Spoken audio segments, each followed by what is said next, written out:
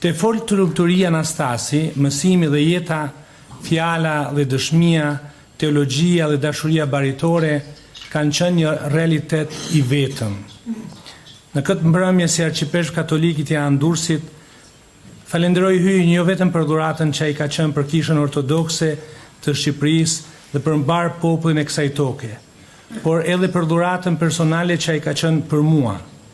Mes nesh ka ekzistuar një lidhje e thellë shpirtërore që fal mirësisë dhe përvojtërisë së tij është ndërtuar mbi vllazërinë e sinqertë, respektin e ndërsjellët dhe dashurinë baritore.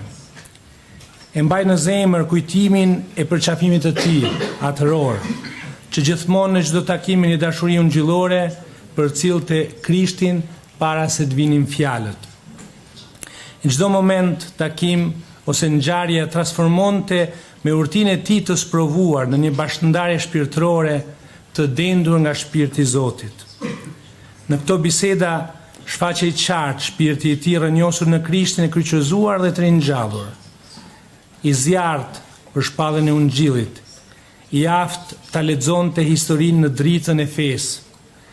Dëshmi e një teologjie jo vetëm të menduar, por të jetuar.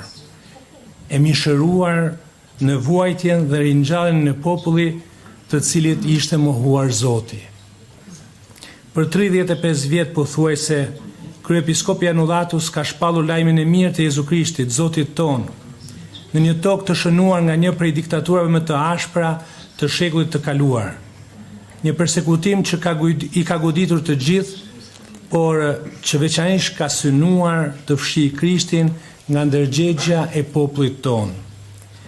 E megjithatë, pikërisht aty ku donin të impononin heshtjen mbi hyjin, ai e bëri të dukshme me jetën dhe shërbimin e tij të vërtetën e shpallur nga Shën Atanasi, ati i madh i Kishës. Biri i hyjit, thonte Shën Atanasi, u bë njeri që ne të bëhemi pjesëtar në jetën e tij hyjnore. E kështu vdekja u shkatërrua nga jeta. Krishti i ringjallur e ka mposhtur vdekjen në zemrat e shumë vëllezërve dhe motrave, pikërisht nëpërmjet dëshmisë dhe jetës së fortë lumturia Anastasit.